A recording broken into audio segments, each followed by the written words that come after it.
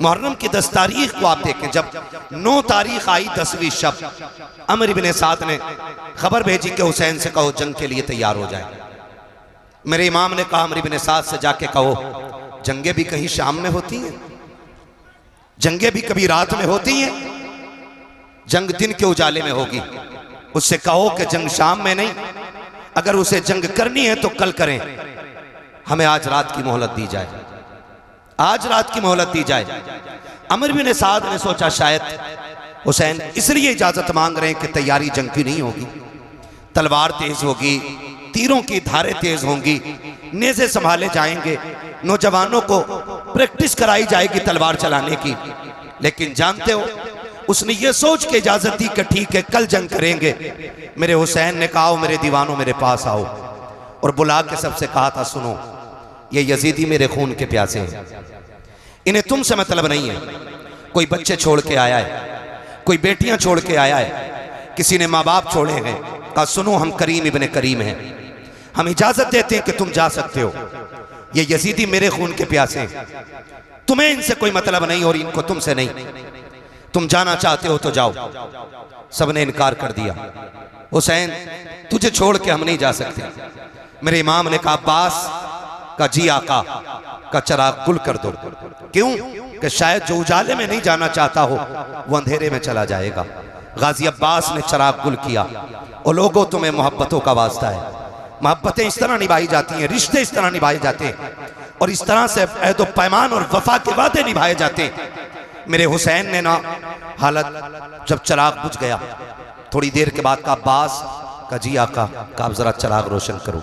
चिराग रोशन हुआ ना, फर्क इतना था कि जब चिराग बंद किया गया था आंखें सूखी थीं, और जब चिराग जलाया गया तो आंखें भीग चुकी थीं। आंखें भीगी हुई देखी, कहा गया नहीं कोई। जब इतनी बात कही ना तो मेरे हुसैन का सबसे बूढ़ा सहाबी, सबसे बूढ़ा सिपाही, जिसको दुनिया हबीब इब्ने मज़ाहिर कहती है, आपकी उम्र शरीफ उस वक्त 72 या 76 साल थी, आपकी कमर झुकी हुई थी। आप अपनी जगह से उठे, तलवार निकाली, आका हुसैन के कदमों में रखी, और रख के कहते हुसैन अगर आपको ये लगता है कि मेरी सफेद दाढ़ी देख करके लोग आपकी जमात को कमजोर समझेंगे तो हुसैन वापस न भेज, रही मेरी तलवार ये, इससे मेरा सर कलम कर दें। मेरे इमाम ने कहा चाहते क्या हो? कहा हुसैन सबका यही फैसला है, जिएंगे तो तेरे साथ जिएंगे, मरेंगे तो तेरे साथ रहेंगे। मेरे इमाम ने कहा कि ये तुम्हारे खून के प्यासे नहीं है, तुम जा सकते हो। कहा हुसैन अगर नाना ने कयामत में पूछ लिया मेरा बेटा प्यासा था और तुम उसे छोड़ के चले आए थे तो हम क्या जवाब देंगे? मेरे इमाम ने कहा परेशान ना हो, वादा करता हूं कयामत में नाना से कह कह के एक एक को जन्नत दिलवाऊंगा, कह कह के एक एक को नाना से जन्नत दिलवाऊंगा। कहा हुसैन हमें जाना ही नहीं है। फिर मेरे इमाम ने कहा फिर जाओ इबादत करो, हो सकता है अब ये जिंदगी की आखिरी रात हो, अब इससे बड़ी रात शायद हमें इबादत के लिए न मिल सके। ये बात मेरे इमाम ने कही।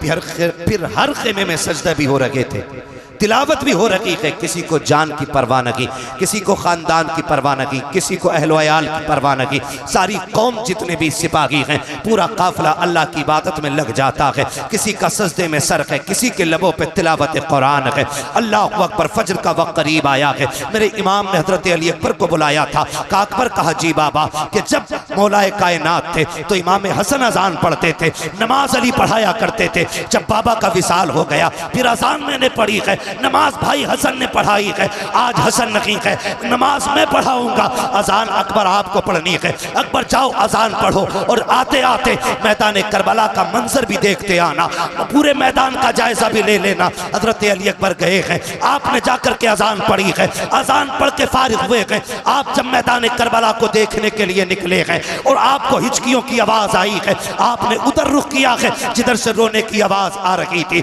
आपने जाकर के क्या देखा? कोई खातून हैं जिन्होंने अपनी चादर का आधा हिस्सा पकड़ रखा है, करबला की जमीन को साफ करती जा रही है, वापस पलट के आए हैं। मेरे इमाम ने कहा था अकबर क्या तुम देख आए करबला का मैदान? कहा जी बाबा देख लिया है। कहा क्या क्या देखा है? कहा सब कुछ देखा है, लेकिन आज अजीब चीज देखी है। कहा क्या देख के आए हो? कहा बाबा करबला के मैदान में एक खातून को मैंने रोते देखा है, और सिर्फ रो नहीं रही थी बल्कि दुपट्टे से मैदान करबला की सफाई कर रही थी। इतना मेरे इमाम ने सुना है, आंखों में आंसू आ गए। अली अकबर ने कहा था बाबा मैंने कोई ऐसी बात न कही, आप रोए क्यों हो? कहा बेटे अकबर तुझे नहीं पता है, तूने जिसे करबला में देखा है वो कोई आम खातून नहीं बल्कि मेरी माँ फातिमा ज़हरा मदीने से चल के करबला आ चुकी है।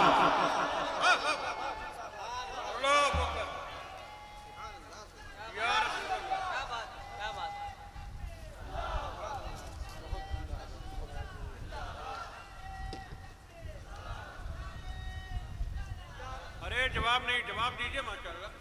मुझे हैरत होती है लोग खातून जन्नत की बात करते हैं, वो कैसे आ सकती हैं?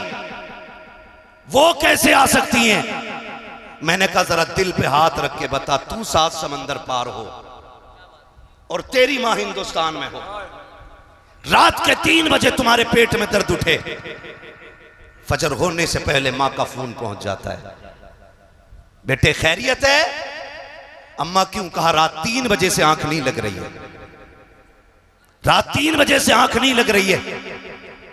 फिर बेटा टूटे लहजे में बात करता है ना, तो माँ कहती है बेटे बीमार है ना? हाँ अम्मी तुझे कैसे पता चला?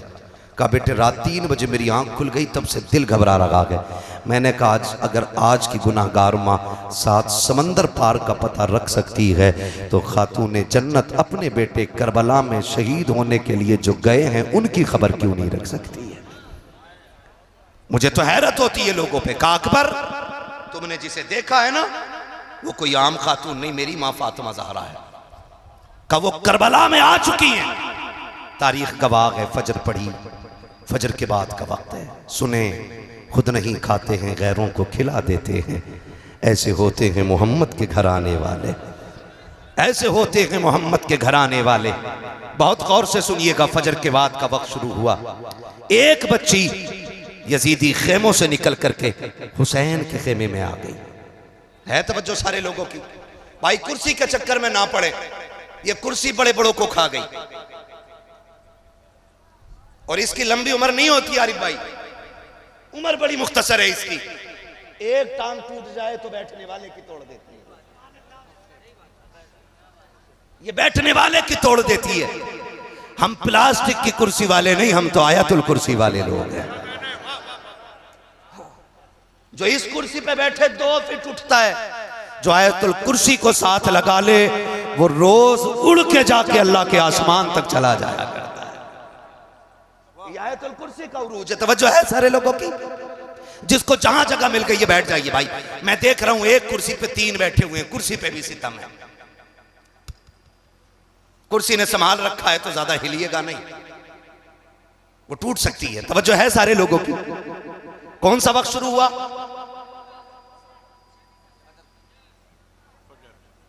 फजर की नमाज तो हो गई, फजर के बाद का वक्त शुरू हुआ। अमर बिन साद के लश्कर से एक बच्ची निकल के हुसैन के खेमे में आई।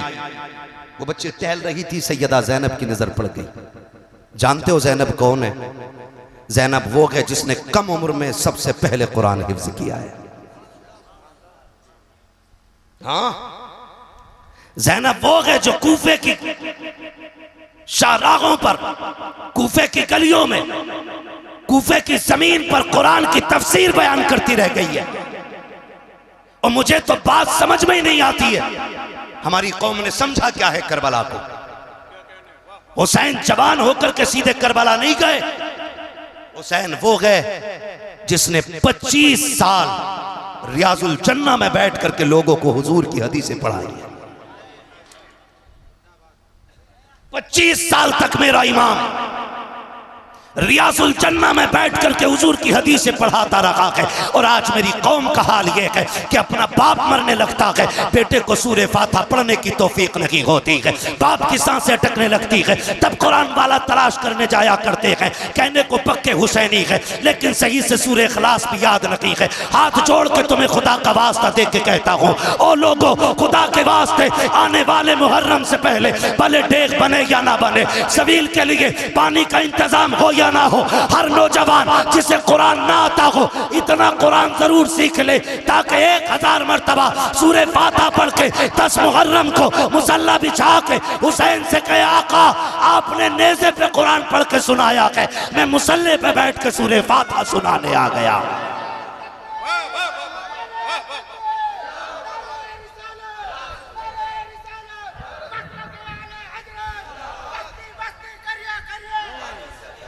करेंगे इंशाअल्लाह, सीखेंगे कुरान, वादा करें इंशाअल्लाह और नियत कर लेंगे तो इंशाअल्लाह कामयाबी मिल ही जाएगी, मिल ही जाएगी।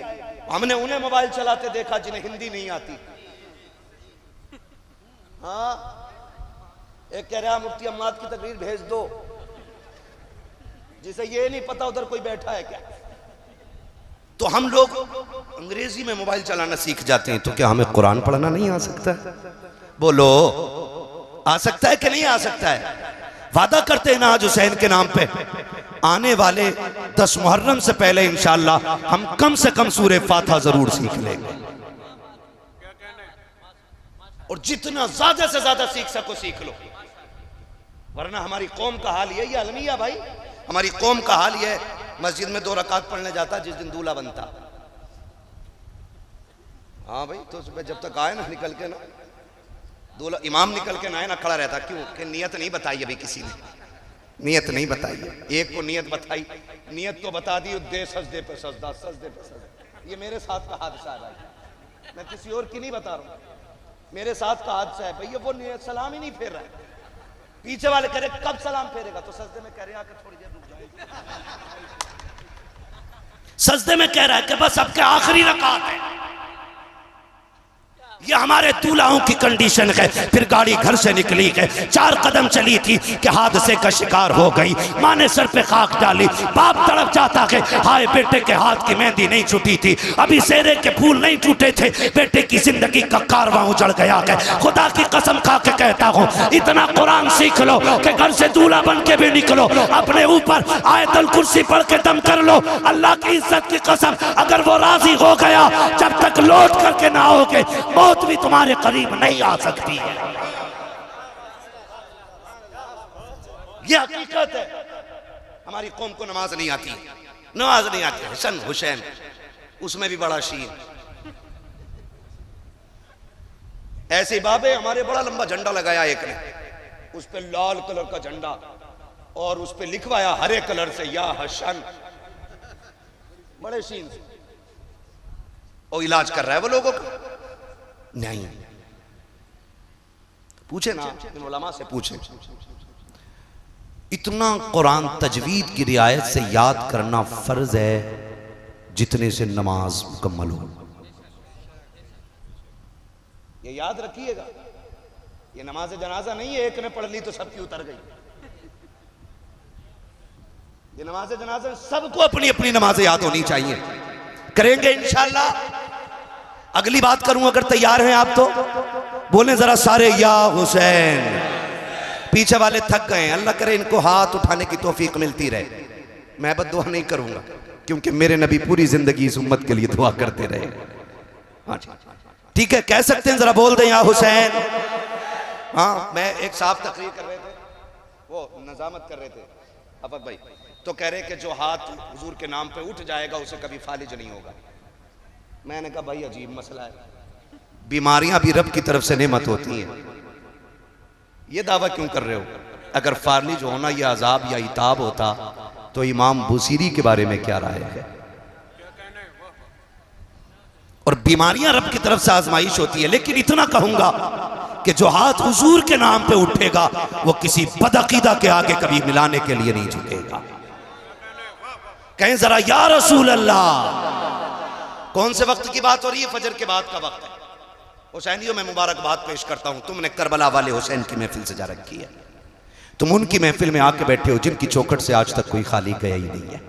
बरेली से मेरा इमाम कहता कौन देता है, याद है आपको? कौन देता है, देने को मुंह चाहिए, देने वाला है सच्चा, देने वाला है सच्चा। सब घराना नूर का मुअज़्ज़ज़ हाज़रीन इकराम, दिली मुबारकबाद में यूं भी पेश करूंगा कि आपने मुहर्रमुल हराम के इस मुबारक महीने की अजीम कुर्बानी का यूं एहतराम किया कि ना कोई तमाशा करके, ना कोई ढोल की महफिल लगाकर, ना कोई बाजे गाजे की रस्में सीधी करके यहाँ महफिल लगाई, बल्कि एक महफिल इसलिए सजाई है ताकि हम करबला वालों का भी जिक्र सुन सके, साथ में मदीने वालों का भी जिक्र सुन सकें। और ये सबसे बड़ी बात है कि हम अपने असलाफ का जिक्र इसलिए करते हैं ताकि उनकी ज़िंदगी से हमें जीने का शऊर हासिल हो जाए। हम अपने बुज़ुर्गों की बातें इसलिए करते हैं ताकि अपनी ज़िंदगी को उनकी ज़िंदगी में ढालने की कोशिश करें, वरना सिर्फ वाक़यात सुनाना मकसूद नहीं होता है। वाक़या सुना और अनसुना कर दिया, इससे कोई बेहतर नतीजा नहीं निकलने वाला। मज़ा तो तब है कि जब उनकी ज़िंदगी के साँचे में अपनी ज़िंदगी को ढालने की कोशिश की जाए। नक़ीब अहले सुन्नत भाई आफाक रज़ा मुशाहिदी साहब क़िबला बेहद मेहनत कर रहे थे कि बोलें बोलें बोलें बोलें, तो कई लोग मजबूरी में हाथ उठा रहे थे। मैं पहले ही एक बात कह दूं, कोई उनके नाम पे मजबूरी में हाथ ना उठाए, भले ही पूरा उठ के यहाँ से चला जाए। यहाँ सिर्फ वो बैठे कि जो मेरे लिए ना आया हो, असद भाई के लिए ना आया हो, आफाक भाई के लिए ना आया हो, सैफ रज़ा के लिए ना आया हो, समीर रज़ा के लिए ना आया हो। यहाँ वो बैठे जो सिर्फ मदीने वाले मुस्तफ़ा के लिए आया हो। ये याद रखिएगा, वरना ये उसूल बना लें और ये अपनी ज़िंदगी का अपनी ज़िंदगी का वजीफ़ा भी इसी को कर लें और उठते बैठते यही कहा करें, जब तक बिके न थे तो कोई पूछता न था, जब तक बिके न थे तो कोई पूछता न था, तुमने ख़रीद कर हमें अनमोल कर दिया। अज़ीज़ान मिल्लत इस्लामिया, मैं इस मौके को गनीमत समझता हूँ और मैं सोच रहा हूँ लोहा गर्म है तो चोट मार ही देनी चाहिए, क्योंकि हज़ारों की तादाद में बातें सुनने वाले लोग रोज़ रोज़ नहीं मिलेंगे।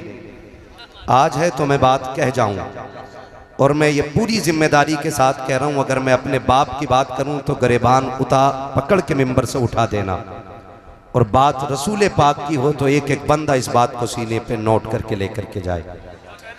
मैं बड़ी शर्मिंदगी के साथ ये कह रहा हूँ कि हम उस कौम को परवान चढ़ा रहे हैं जिसमें से 30% हमारी कौम को अभी जलसों में बैठने का अदब नहीं आया है।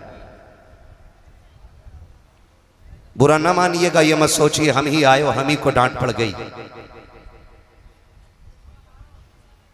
हमारी कौम के 30% नौजवानों को अभी जलसों में बैठने की भी तमीज नहीं।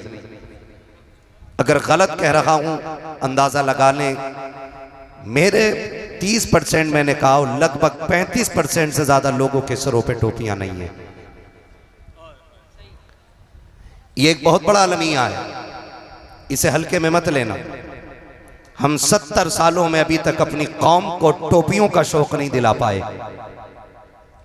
और हमें एक बीमारी लग गई है कि दुनिया हमें सबसे ऊंचा मान ले, हमारे परचम लहराएं। मैं तो खुद से भी कभी कभी मुखातब हो के कहता हूं, कभी इतराने की जरूरत नहीं है। परचम कायनात में सिर्फ अल्लाह और उसके रसूल का बुलंद रहेगा।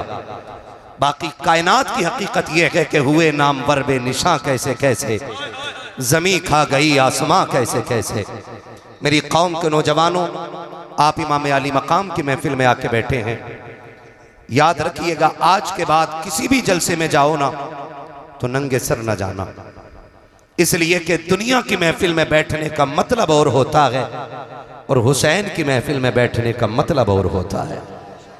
ये ख्याल रखिएगा कि जब उनकी महफिल में जाया करो तो टोपियां लगा लिया करो, ताकि ये पता चले कि ये कौम हुसैन की महफिल में बैठने के लिए जा रही है।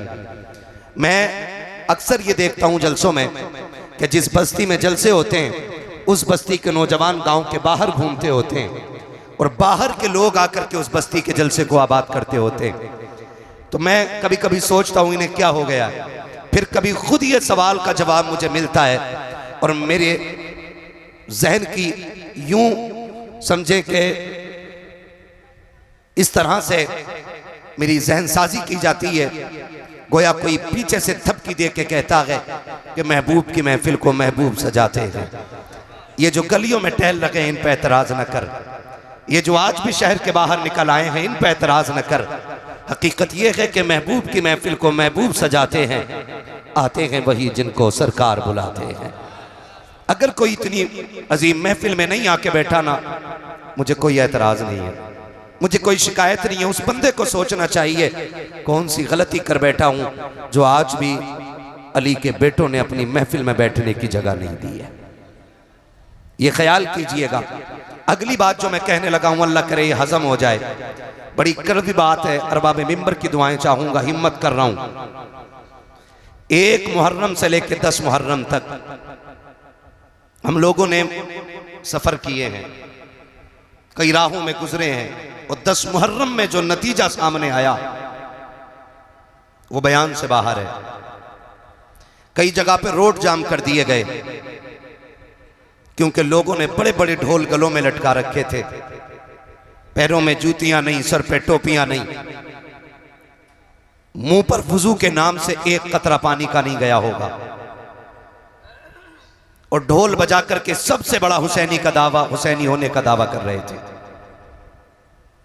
सिर्फ एक सवाल करना चाहता हूं,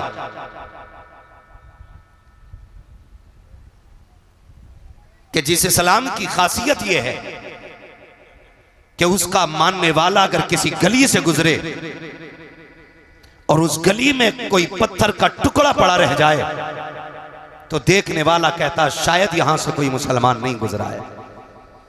अगर इस गली से मुसलमान गुजर गया होता तो यह पत्थर का टुकड़ा रास्ते में नहीं मिलता, क्योंकि महबूब ने ईमान के हिस्से को इमाततुल अज़ान तरीक कह करके ये बता दिया है कि जो रास्ते में पड़े हुए टुकड़े को इस नीयत से हटा देता है कि कहीं किसी को ठोकर न लग जाए, उसके सीने में भी ईमान की शमा जलवगर हुआ करती है।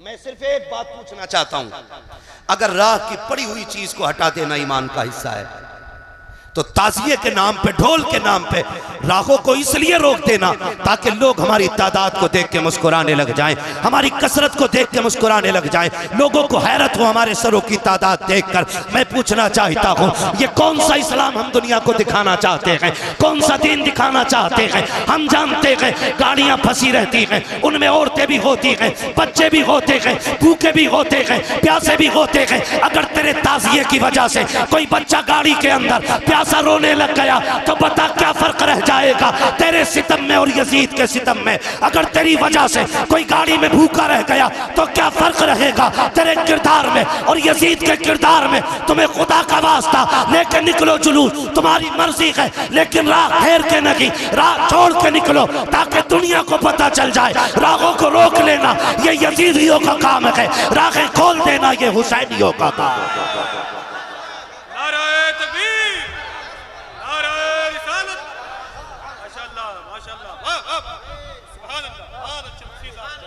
भाई माफ कीजिएगा, बातें मेरी कड़वी हैं, लेकिन किरदार जो है ना, हमारी निस्बतों का पता देता है, निस्बतों का पता देता है। आज पूरी कौम लग गई है, माफ कीजिएगा, जिसको आला हजरत सरकार ने हराम कह दिया, हर बरेलवी पे लाजिम है कि वो हराम माने। मुत्तफिक है इस बात से? कितने लोग बरेलवी हैं, जरा हाथ उठा के बता दें। सारे ही बरेलवी हैं, ठीक है ना? तो बस अब हाथ नीचे कर लें, अपने उलमा की आप बातें माने। अगर ये कहते हैं कि रुक जाइए तो रुक जाइए, अल्लामा तौफीक साहब अल्लाह सलामत रखे, बड़ा काम इनके उलमा की जमात मिलकर के कर रही है, बड़ा काम कर रही है। अल्लाह इस जमात को सलामत रखे और हमारी पूरी जमात को इसी तरह दीन की तबलीग करने की अल्लाह तौफीक अता फरमाए।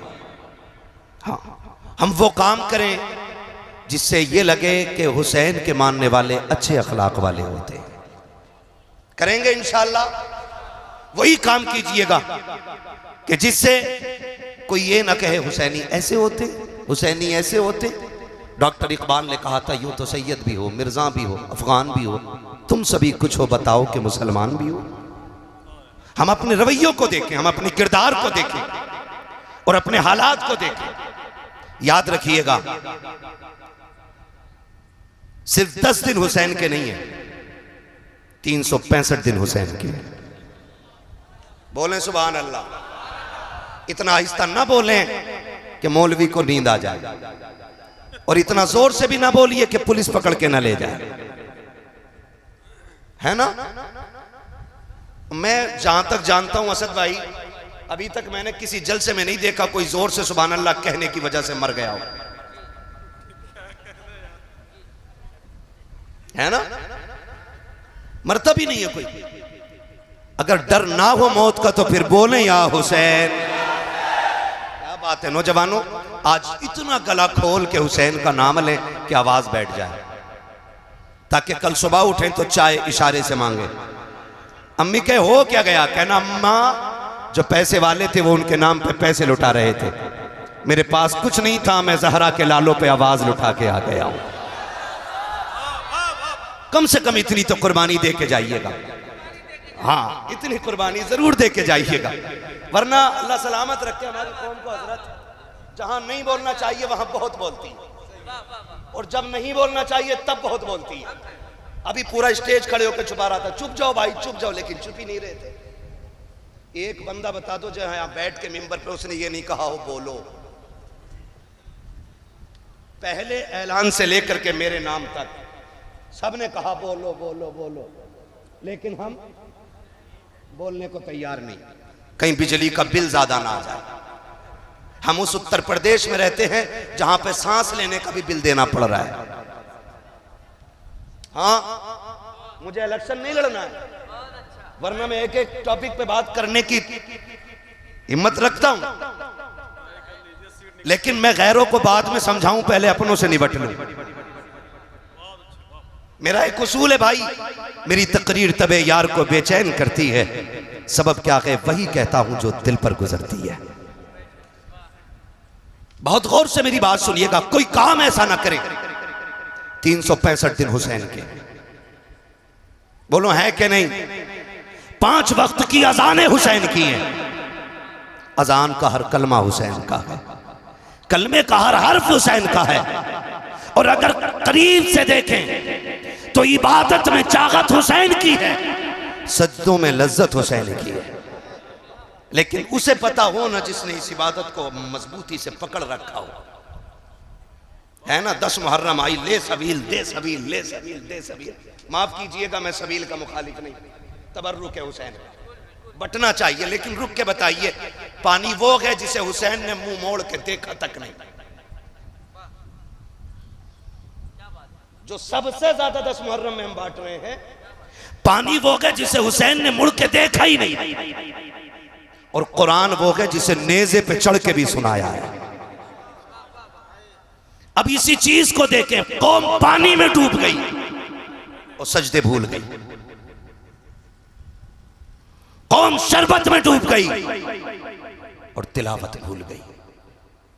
मैं ये नहीं कहता सबील ना बांटो, मैं ये भी नहीं कहता हलीम ना बनाओ, बनाओ, लेकिन जानते हो बनाने वाला दोपहर तक मेहनत करे और खुद भी मस्जिद में जाए, और सबील हुसैन के नाम का हो, हलीम हुसैन के नाम का हो, खाने वाले सारे जुहर की नमाज पढ़ के आए हो, फिर खाने में भी मजा आएगा। और गांव का नाम नहीं लूंगा, एक गांव में गए ना, अजान का वक्त हुआ तो मस्जिद वालों ने कहा कि भाई थोड़ा ये साउंड बंद कर लो। उन्होंने कहा कुछ दिन के लिए अपनी मस्जिद अलग ले जाओ, यहां तो डीजे बजे गई। ये मैं मुसलमानों की और सुन्नियों की बात कर रहा हूं मेरे भाई, रावजियों से तो हमारा कोई लेना ही देना नहीं है। मैं सुन्नियों की बात कर रहा हूं, हमारे बीच भी अंधभक्त है। शहादत याद रही, लेकिन शहादत के वक्त का सजदा याद नहीं रहा।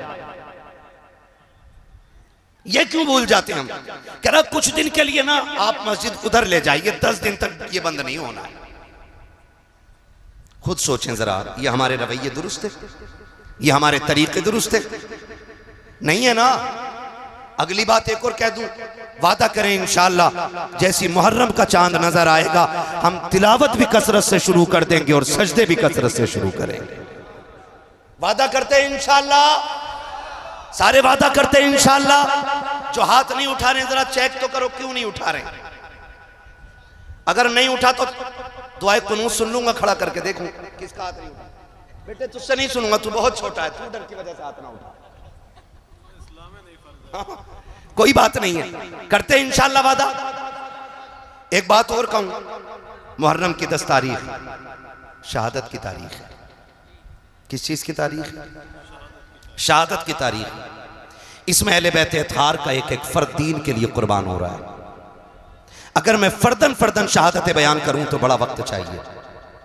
बस मैं इशारतन किनायतन आपसे चंद बातें करना चाहता हूं।